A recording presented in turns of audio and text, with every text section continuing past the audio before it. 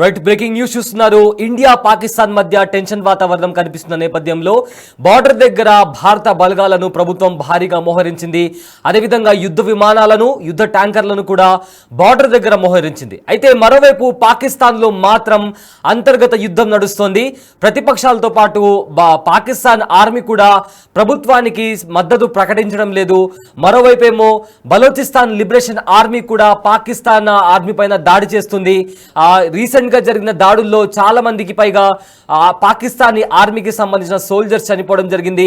అదేవిధంగా చాలా సేపటి వరకు అంటే ఈ పాకిస్తాన్ లిబరేషన్ ఆర్మీ చేసిన దాడుల్లో ఆల్మోస్ట్ ఇప్పటి వరకు 71 మంది పాకిస్తానీ సోల్జర్స్ కూడా చనిపోయారు అన్న వార్తలు బయటకు వస్తున్నాయి.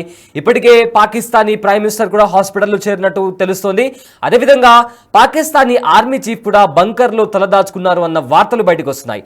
అయితే దీనికి సంబంధించిన మరింత సమాచారం అందించడానికి మా ప్రతినిధి శివ లైవ్ లో అందుబాటులో ఉన్నారు.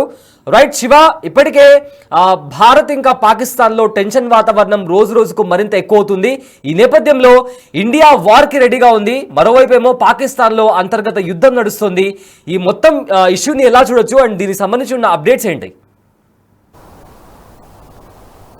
రైట్ సయ్యద్, ఏదైతే పాకిస్తాన్లో అంతర్యుద్ధం కొనసాగుతోంది, పాకిస్తాన్లోనే పాక్ సరిహద్దుల్లో ఉద్రిక్తత వేళ పాకిస్తాన్కు మరొక షాక్ తగిలిందని ప్రధానంగా చెప్పుకోవాలి. బార్డర్లో భారీగా భారత భద్రతా బలగాలు మోహరిస్తున్నాయి. యుద్ధ వాహనాలు సైతం భారత్ తరలించింది. కానీ పాకిస్తాన్లో అంతర్యుద్ధంతో ఎటు తేల్చుకోలేని పరిస్థితుల్లో పాకిస్తాన్ ప్రభుత్వం, పాకిస్తాన్ భద్రతా సిబ్బంది ఉన్నారు. ఒకవైపు బలూచ్ ఆర్మీకి సంబంధించిన లిబరేషన్ ఆర్మీ, మరోవైపు టీపీటీ తెహ్రిక్ ఈ తాలిబాన్ పాకిస్తాన్ రెండు కూడా దాడులు కొనసాగిస్తూ ఉన్నారు. ఈ నేపథ్యంలోని పాకిస్తాన్కు సంబంధించిన సైన్యం ఒక్కొక్కరిగా మృతి చెందుతున్నారు. గత 4 రోజులుగా కూడా బిఎల్ఏ బలూచ్ లిబరేషన్ ఆర్మీ కూడా దాడులు చేస్తుంది. దానికి తోడు టీపీటీ కూడా దాడులు కొనసాగిస్తున్న నేపథ్యంలో అంతర్యుద్ధం అనేది కొనసాగుతుంది. దీంట్లో మొదట 17 మంది చనిపోగా తర్వాత తాజాగా టీపీటీ అలాగే పాక్ సైన్యానికి సంబంధించిన దాడుల్లో మరో 48 మంది చనిపోయినట్టు తెలుస్తుంది. చాలా మందికి గాయాలయ్యాయి.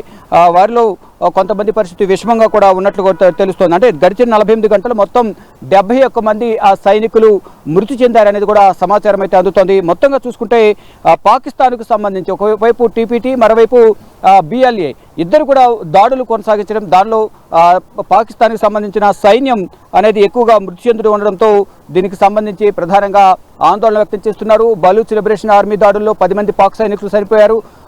మొత్తం ఇప్పటి వరకు 71 మంది టీపీటీ దాడుల్లో 71 మంది పాకిస్తాన్ సైనికులు మృతి చెందారు. అంటే ఎవరిని ఎదుర్కోవాలి, ఎటువైపు నుంచి ఎవరు దాడి చేస్తున్నారో కోలుకునే లోపే, అంటే ఒక దాడి నుంచి కోలుకుని ఎలర్ట్ అయ్యే లోపే, కోలుకునే లోపే మరొకసారి వేరొకరు దాడి చేస్తున్నారు. అంటే సొంత దేశంలోనే అంతర్యుద్ధం అనేది కొనసాగుతోంది. ఈ నేపథ్యంలో ఒకవైపు తెహ్రీక్ తాలిబాన్ వాళ్ళు, మరోవైపు బలూచ్ లిబరేషన్ ఆర్మీ ఇద్దరు కూడా దాడులకు తెగబడ్డం. ఈ దాడులను ఎదుర్కొనే క్రమంలో పాకిస్తాన్ ఆర్మీ మృతుల సంఖ్య అనేది రోజు రోజుకు పెరుగుతోంది. మరోవైపు యుద్ధం ఎప్పుడు వస్తుందా ఎదుర్కొనేందుకు సిద్ధంగా ఉన్నామని చెబుతూనే అంతర్గతంగా భయపడుతున్న పరిస్థితి కనిపిస్తుంది. దానికి సంబంధించి ఒకవైపు స్వదేశంలో అంతర్యుద్ధం, మరోవైపు ఇటు భారతదేశంతో యుద్ధానికి సంబంధించి పాకిస్తాన్లోని విపక్ష పార్టీలు, ప్రతిపక్ష పార్టీలు యుద్ధానికి సహకరించడం లేదనేది కూడా ఒక ప్రచారం జరుగుతుంది. దానికి సంబంధించి ప్రధానంగా రాజకీయ జోక్యం, సైనిక అంతర్యుద్ధం, మిలిటరీకి సంబంధించిన వివాదం అనేది ప్రధానంగా కొనసాగుతుంది. ఏం జరగబోతుంది, ఏం చేయాలనేది కూడా పాలుపోని స్థితిలో ఉంది. ఈ నేపథ్యంలోనే ఇటు పాకిస్తాన్ ప్రధాని కూడా హాస్పిటల్ పాలైనట్టుగా కూడా ప్రచారం జరుగుతోంది. రావల్పిండిలోని ఒక హాస్పిటల్లో ట్రీట్మెంట్ పొందుతున్నారు.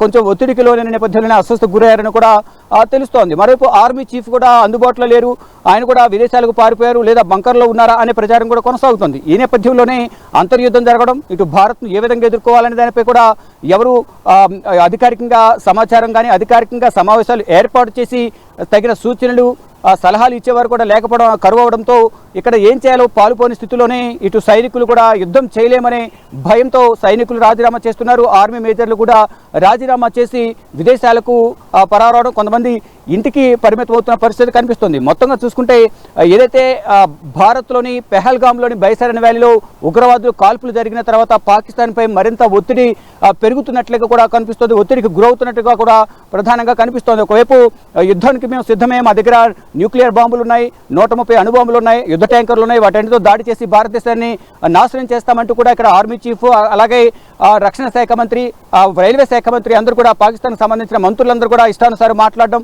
మరోవైపు ఇటు క్రికెటర్ షాహిద్ అఫ్రిది కూడా భారత సైన్యాన్ని ఉద్దేశించి కించపరిచే విధంగా కూడా మాట్లాడిన నేపథ్యంలో ఇప్పుడు వారికి అంతర్గతంగానే అంతర్యుద్ధం కొనసాగుతుంది. ఈ నేపథ్యంలో ఇప్పుడు పాక్ సైన్యం భారత్ను ఎదుర్కొనే అంత ధైర్యం ఉందా అనే కోణంలో కూడా అంతా కూడా కొంత ప్రచారం కానీ కొంతమంది చర్చ అయితే ప్రధానంగా కొనసాగుతున్న పరిస్థితి కనిపిస్తోంది. ఇక అయితే ప్రధానంగా ఏదైతే భారత యుద్ధానికి సిద్ధం కావాలా లేదా స్వదేశీయులు ఉగ్రదాడులు అరికట్టాలా అనే డైలమాలో వారు ఉన్నట్టుగా తెలుస్తూ, మరోవైపు భారత్తో యుద్ధానికి ప్రతిపక్ష పార్టీలు సహకరించడం లేదు. ఈ నేపథ్యంలోనే ఏం చేయాలో పాల్గొనే స్థితిలో పాకిస్తాన్ ప్రభుత్వం కానీ ఆర్మీ చీఫ్ గాను ఉన్నారు. ఈ నేపథ్యంలోనే పాకిస్తాన్ సైన్యం అంతా ఒక్కొక్కరుగా రాజీనామా చేస్తున్న పరిస్థితి అయితే కనిపిస్తోంది. Syed, right, thanks for the update Shiva.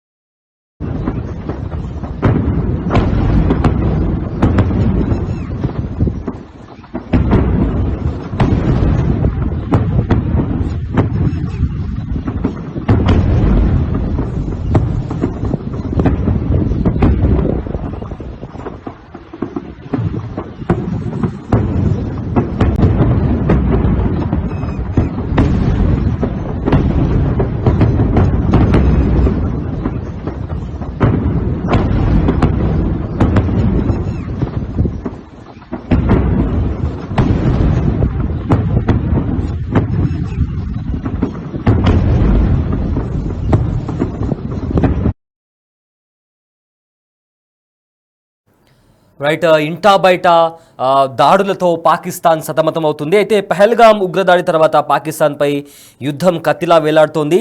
Pakistan తన సొంత గడ్డపై తన ఏజెంట్లను సైనికులను రక్షించలేకపోతుంది. బలూచిస్తాన్ లిబరేషన్ ఆర్మీ మరోసారి పాకిస్తాన్ను వణికిస్తోంది.